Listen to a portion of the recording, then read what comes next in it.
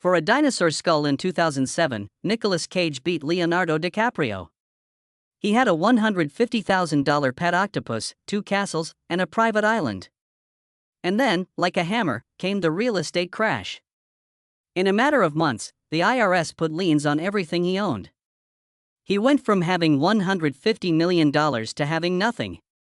He took parts in 29 straight-to-video films out of desperation to pay his creditors.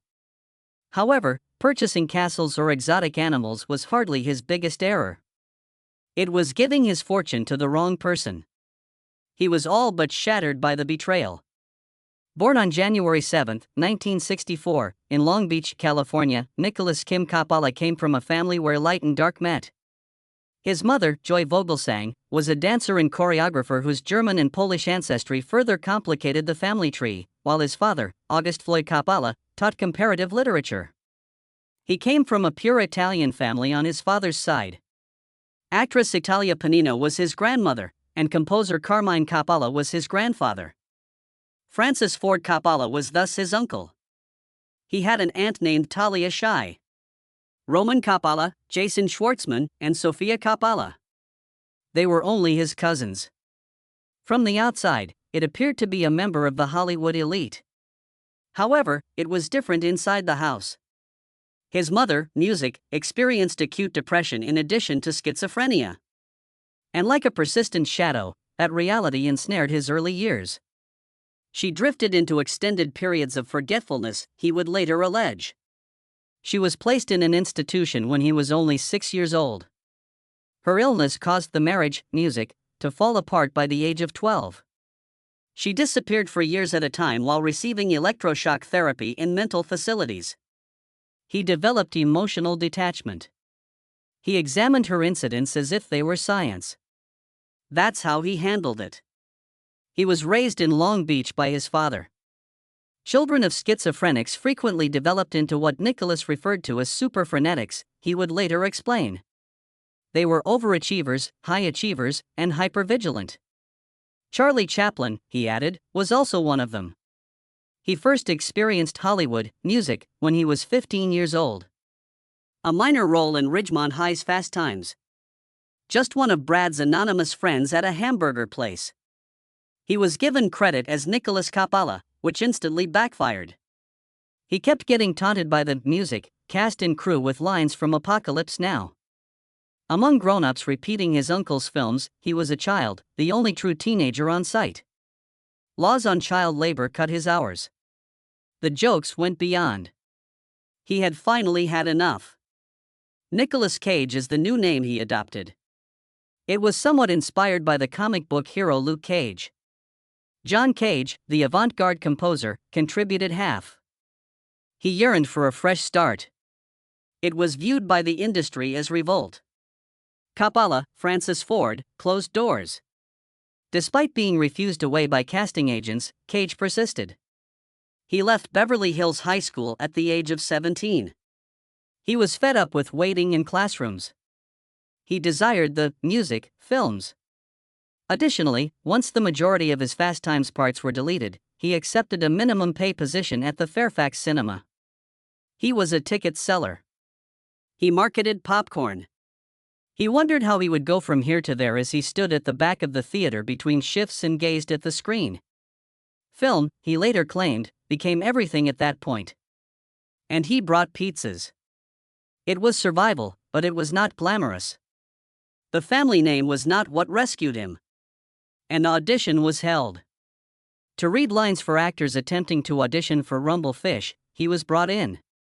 Francis, his uncle, directed the movie, but Cage received no compensation. He was cast in a minor part. Simultaneously, he shot Valley Girl, which became his true breakthrough and was released first. For about $350,000, a little production was shot in 22 days. It made more than $17 million. He performed in a Romeo and Juliet spin as Randy, a punk musician. At the director's suggestion, he cut his chest hair into a V. He cried out until his veins burst. He left an enduring impression. The director earned just $5,000. Cage established a profession. He jumped right back into the role on Rumble Fish. He redesigned his appearance and dedicated himself to music, unique voice, demeanor, and whatever else that gave the part a sense of authenticity. Even if it was just a supporting character, it made no difference. He was demonstrating something. The strangers then arrived. He desired the part of Delhi. In an attempt to play the part, he spent 2 weeks trapped in a room staring at a picture of Charles Bronson. Cage was granted a smaller role as a consolation when his uncle rejected him once more and awarded the position to Matt Dillon. No, Cage said. Handouts did not appeal to him. Later, merely to be on set, he appeared in a background fight music scene without getting credit. When casting was being done for The Godfather Part 3 years later, Francis again passed him over and gave the part to Andy Garcia. The wound was never healed. He faced the Cotton Club once more under Francis Ford Coppola in 1984. The movie was a mess. The budget grew to a staggering $58 million. Among the over 30 script drafts, 5 were written in a single 48-hour window. The actual darkness, however, fled the screen. Roy Ryden, one of the producers, was slain. A hitman had blown it up with dynamite after shooting him in the head. Karen Greenberger, a narcotics dealer, placed the order. She feared losing her $50,000 chopped or dowled. The trial was dubbed the Cotton Club murder trial. Cage was thrust into the heart of Hollywood's underworld at the age of 20. Music, he produced Birdie that year. He portrayed an injured Vietnam veteran. He lived in them, slept in them, wrapped his head in bandages for 5 weeks, and had 2 baby teeth out without anesthesia in order to feel the anguish. His skin, music, was ruined when he removed them. Ingrown hairs and acne, yet something real was captured on camera. Birdie received the grand jury prize at Cannes, although it didn't earn much money. Cage shown that he will do anything for a part. Racing with the Moon was not a game where he was slowing down. In 1984, he portrayed the role of a wild jock named Nicky, coming of age, opposite Sean Penn, set, music, during World War II. One scenario included Penn's character punching a wealthy child after they almost struck them with a bowling ball. Cage washed the man's girlfriend of the blood. In another scenario, Cage used a knife to cut himself in order to emote. Although music was risky, directors began to grasp his potential. He changed once more in 1986 for the Canadian film The Boy in Blue, which was about Ned Hunland, a 19th-century rowing champion. Cage learned how to row, put on up to 30 pounds of muscle, and trained like a true athlete. Despite the movie's box office failure, he received a nomination for a Genie Award, Canada's Oscar equivalent. He was notable even in failure. Peggy Sue Got Married, another Coppola picture, followed. One More Chaos. A clay horse named Pokey from the Gumby Show served as the inspiration for Cage's bizarre decision to give his character, Charlie, the romantic lead, a peculiar nasal voice, music. Kathleen, music, Turner, his co-star, was enraged. Frances, she pleaded, stop him. Cage had false teeth as well. Turner wasn't happy. The group worked 6 days a week for 20 hours in order to meet a deadline Francis could not afford to miss. Francis later said he regretted authorizing the act because it was so odd when the film was released. That was their final collaboration.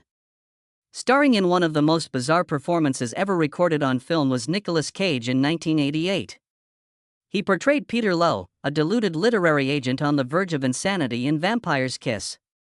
He thought he was becoming a vampire. Cage consumed live cockroaches in addition to acting, musically, bizarre to bring the madness to life. 3, not 1, not 2. To play with him, the director forced him to do a second take. Furthermore, there were no bugs in the original script. The eggs were meant to be raw. However, Cage pushed for something more startling after Ozzy Osbourne chewed the head off a bat in 1982. Cage acknowledged his tremendous regret and declared he would never do it again in 2023, years later. Although it was a frightening event, it served as a stepping stone for Cage's later named nouveau shamanic acting approach. A musical style characterized by tremendous physicality, loud outbursts, and wild eyes. In Moonrock, just a year before To the Cockroach Frenzy, Cage had already displayed a completely other side. In the December 1987 release, he and Cher were paired in a humorous and heartbreaking Brooklyn romance. Music: the film won 3 Oscars, Best Music, Actress for Cher, Best Supporting Actress for Olympia Dukakis, and Best Original Screenplay for John Patrick Shanley. He portrayed a hot-headed, one-handed baker who steals his brother's fiancée's heart with unadulterated passion and one memorable line, "Snap out of it." Not only was Cage nominated, but the film was a box office success, demonstrating that he was more than simply a strange guy. Then 1990 arrived, bringing with it 2 additional roles that were utterly dissimilar. Cage first portrayed Jake Preston, a top-ranked U.S. Army helicopter pilot, in the military action movie Firebirds. Filmed with the assistance of more than 100 military people and utilizing actual Apache helicopters, it was his first full-action film and was released on May 25, 1990. The film made little over $6 million on its first weekend, despite all the realism, and some criticized it for being a helicopter-based Top Gun ripoff. Nevertheless, Cage persevered, demonstrating that he was prepared to get as involved in explosions and cockpit drama as he had in roach eating. In David Lynch's Wild at Heart, which came out that same year, Cage adopted a very different approach to music. He performed the role of Sailor Ripley, an Elvis-obsessed lover on the run with Laura Dern who wore a snakeskin jacket. The jacket was more than a costume. Cage owned it. Before finding the ideal music position for it, he kept it in his wardrobe for a year after purchasing it from a thrift store on Melrose. Together with Sailor's statement that it represented his uniqueness and faith in personal liberty, the jacket was included in the script. Even after the movie won the Palme d'Or and had its debut in 1990, its explicit sex and violence nevertheless caused 300 people to leave early test screenings. On a budget of $10 million, it barely generated $14 million, but it made an impact and provided Cage with an unapologetic character that allowed him to embody Elvis. With Time to Kill, an Italian music French war drama set during Italy's 1936 invasion of Ethiopia, Cage deviated significantly from the typical Hollywood route in 1989.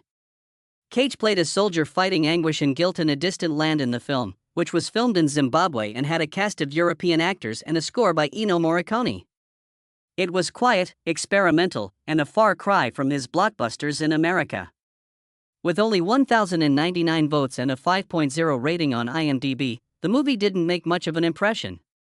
But it demonstrated that Cage wasn't scared to take chances, even if it meant venturing into uncharted territory and abandoning country music. Honeymoon in Vegas brought Cage back into the spotlight by 1992. After losing $65,000 in a music-rigged poker game, he agreed to let the winner spend a weekend with his girlfriend in order to pay off the debt. Cage, costumed as Elvis, skydived onto the Las Vegas Strip at the film's conclusion. However, the writer omitted the truly odd part. Behind the scenes, Cage was a heavy gambler, and the character reflected his own addiction. The comedy was a work of pure fiction, according to director Andrew Bergman, but Cage's off-camera behaviors made it darker. These binges hinted at the enormous debts he would accrue in the 2000s, demonstrating that his intense character development occasionally had long-lasting repercussions. Then he landed the Oscar-winning part. When Cage left Las Vegas in 1995, he became like Ben Sanderson, a man who loses everything and drinks himself to death. He actually became intoxicated, not just play drunk. During scenes, Cage drank genuine spirits, read medical papers, and went to 12-step sessions.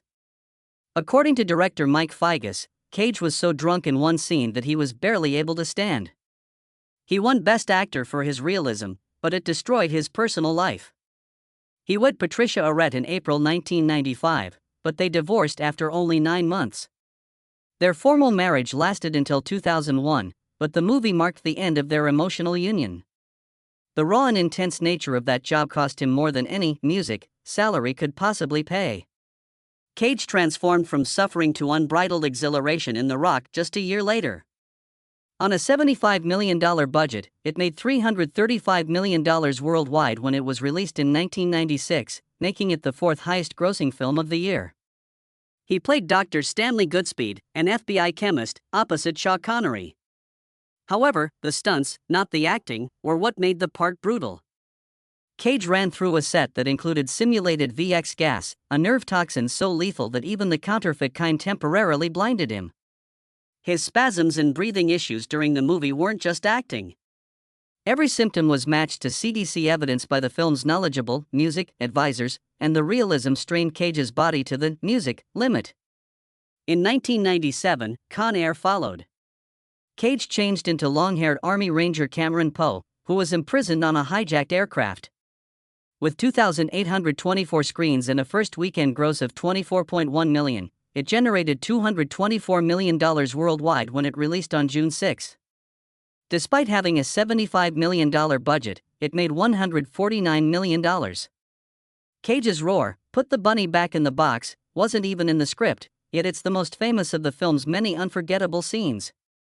It became a pop culture phenomenon after he made it up on the spot. However, there was some catastrophe during the shoot. Philip Schwartz, a music stuntman, was murdered on August 29, 1996, when a static replica of the jet collapsed on him during the Las Vegas crash landing scene. Someone paid the price for the blasts with their life. Later that year, Cage and John Travolta switched roles in the movie Face Off, where he played the evil and the hero. Shockingly lifelike robotic models and sophisticated 3D facial scans were needed for the operation scenario.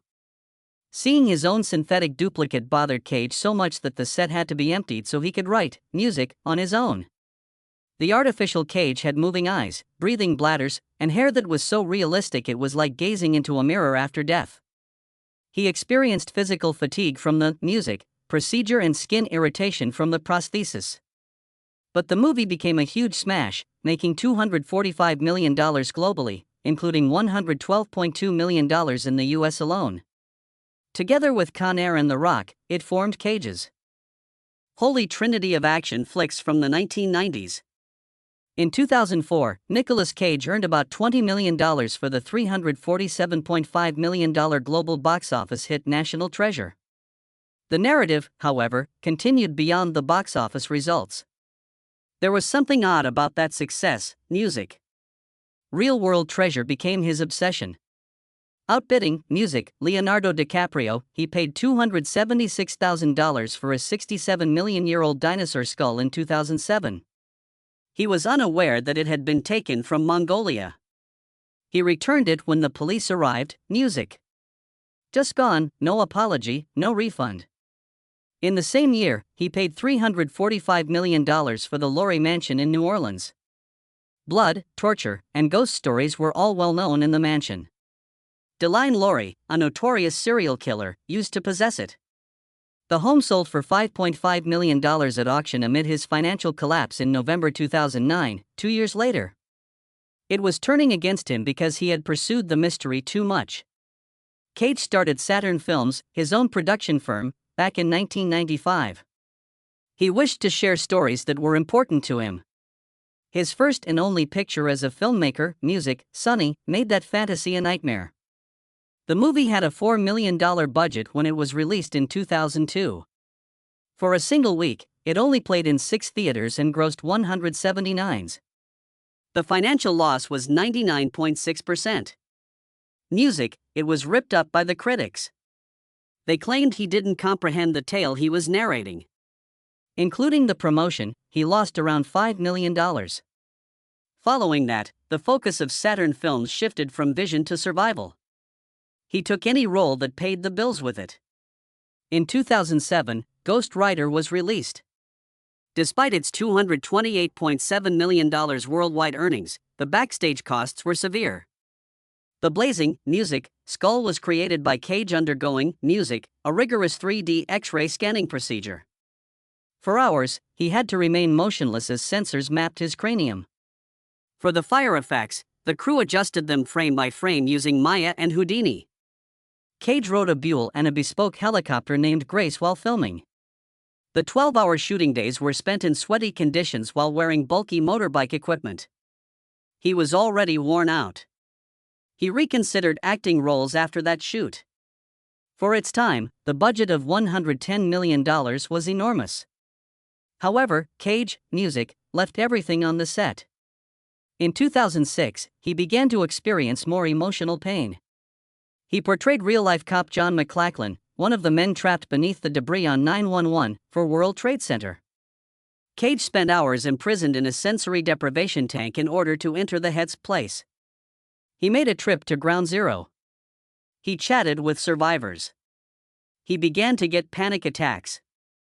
His mental state deteriorated, forcing him to repeatedly halt shooting. The $65 million movie made $163.2 million when it finally wrapped up in early 2006. However, Cage left feeling emotionally burned out and scared. It would be years before he touched a movie like that again. He was always an admirer of Superman. For about $110,000, he purchased Action Comics #1, the 1938 issue that featured Superman's debut, in 1997. It was then taken from his house in 2000. Though he never forgot it, he received the insurance money. It was discovered in a storage locker in the San Fernando Valley in 2011. Cage sold it at auction for $261,000 that November. He had no other option. He was desperate because the IRS sought $6.2 million from him, music. Over a 14-year period, the return was 1,264%. But money wasn't happiness. It provided a lifeline. He gave his son Cal, Superman's Kryptonian name, about the same time. He has previously been a candidate for a Superman film. Like a lot of other dreams, that one vanished between 2008 and 2009. It all fell apart. The total value of Cage's 15 properties exceeded $33 million. He was a castle owner. For $6.3 million, Mitford Castle in England, and Schloss-Nienstein in Germany. He owned the haunted Lorry Mansion, many Lamborghinis, a private island, and a $150,000 dinosaur skull. Then came the crash of real estate. His dominion collapsed. On his homes, the IRS imposed liens of $13 million. His overdue taxes totaled $14 million. He sold his collection of comic books for $8 million to make ends meet. He was said to have fallen into financial disaster because of his business manager, Samuel Levin. Cage filed a $20 million lawsuit against him in October 2009, but the harm was already done. Cage became a one-man movie machine rather than filing for bankruptcy. He made appearances in 29 direct-to-video, films between 2010 and 2015. He didn't stop, even if his name took a beating. He quickly needed money. He told GQ, "I've got all these creditors and the IRS. And I'm spending $20,000 a month trying to keep my mother out of a mental institution." He took roles in Season of the Witch, Stolen, Rage, and more. Each one paid between $1 to $3 million over time. He made over $100 million from these lower-tier films. He insisted he never faked a performance. Every scene was real effort. By February 2012, it worked. He paid $6.2 million to the IRS and cleared the 2007 debt. Some of those films nearly killed him. In Drive Angry, Cage did most of the stunts himself. One shootout scene had him driving at nearly 100 mph at beach, while actresses clung to the car hood. A real car explosion singed his eyebrows and left him temporarily deaf. He insisted on using real Hellfire missile props. One blew up and sent a crew member to the hospital. He called it Zen mode. He studied dark sutra positions for his role and once rode his motorcycle at 100 VB Muingmari Tour on the 405 freeway at 3 a.m. just to get into character. He later admitted it was really, really crazy. It didn't stop. In 2013, he took on The Frozen Ground, a gritty film about a serial killer in Alaska. Cage shot scenes in actual 20 Pratt temperatures. Vanessa Hudgens remembered not being able to feel her toes. Cage collapsed, during one night shoot from hypothermia and had to be treated before he could finish. He studied real police footage. He trained with Alaska troopers. It was grueling, but the performance got praise. Nicolas Cage met Christina Fulton in 1988. Their relationship lasted 3 chaotic years and brought Cage his first son, Weston Kapala Cage, born in 1990. From the start, it was rocky. Fulton later said Cage tried to control where she went, who she talked to, and how she lived. It ended in 1991, but they stayed tied together through Weston, and things only got messier. In court, Fulton described Cage as jealous and possessive. Years later, in 2025, she filed a lawsuit against both Cage and Weston, who by then was 34. She said Cage, music, never stepped in when Weston became violent, even though he knew about his long struggle with mental illness and assault charges. Cage's next major relationship felt like a fairy tale, at least at first. He met Patricia Arquette in 1987 at Kainer's Deli in LA. She was just 18. Years later, she returned into his life with drama straight out of a movie. Dressed head to toe in black vinyl and carrying a giant purple wedding cake, she proposed.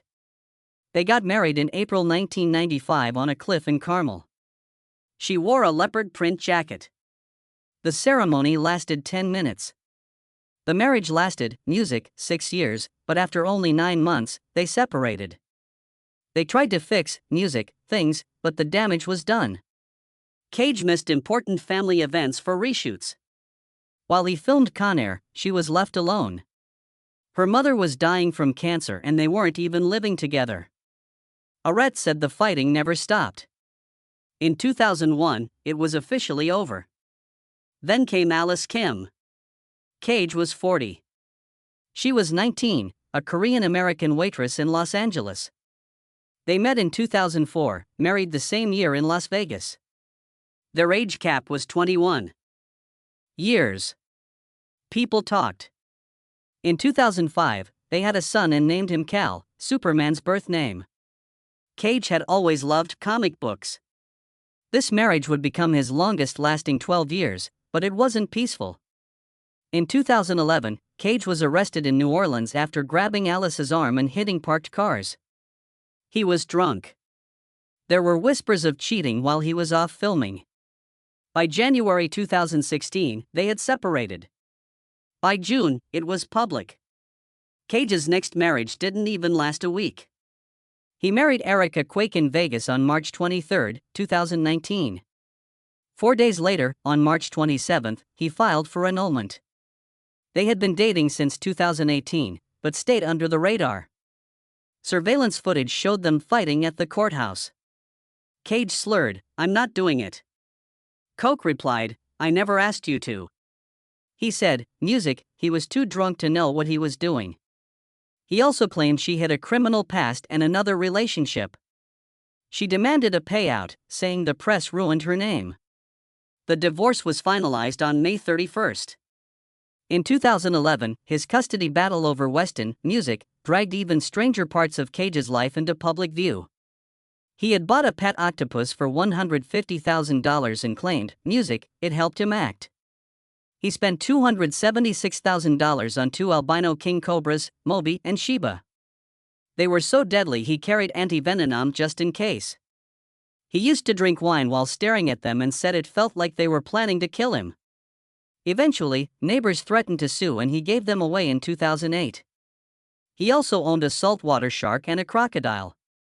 Patricia Arquette brought this all up in court, warning that Weston wasn't safe around Cage's exotic lifestyle.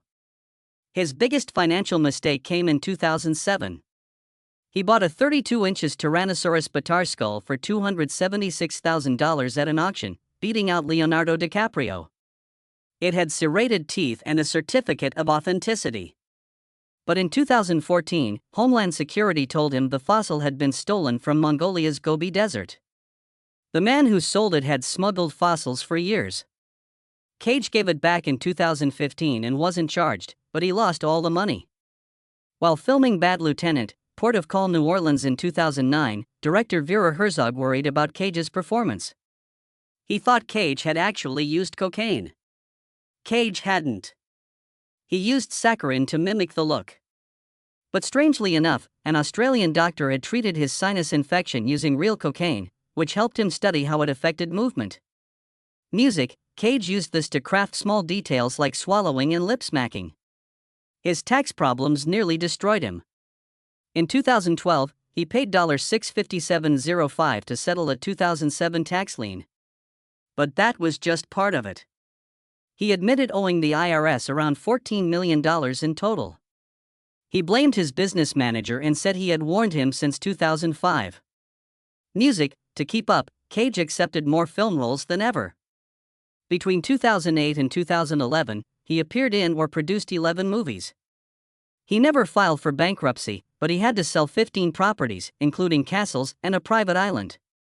He also sold his comic book collection and rare items like a two-headed snake. His comeback began in 2021 with Pig. It was a small indie film with a $3 million budget, but it changed everything. Cage played a quiet truffle hunter looking for his stolen pig. The movie earned 97% on Music, Rotten Tomatoes. It only made $4.5 million in theaters, but exploded on streaming. By October 2025, it became the 8th most watched film on Prime Video. It got him his first Critics' Choice nomination since leaving Las Vegas and won him an Independent Spirit Award. Even Quentin Tarantino praised him. By 2025, Cage had climbed out of the hole. His net worth hit $40 million. At his peak, Music, he had been worth $150 million, making $20 million per film. Now debt-free since 2023, Music, he lives in Las Vegas and owns a $10.5 million home in Malibu. He no longer buys islands or octopuses. In Prisoners of the Ghostland, also in 2021, Music, he played a criminal in a surreal samurai dystopian world. It was directed by Sion Sono and premiered at Sundance. It ran for 103 minutes and blended westerns with Japanese aesthetics. Reviews were mixed, but praised the visuals and Cage's wild performance. Around this time, Cage had been collecting Japanese art and manga. Back in 2000, Music, his copy of Action Comics #1 was stolen. It was worth millions. Over a decade later, it was found in an abandoned locker. Music, that comic book, just like his career, had been lost but not forgotten.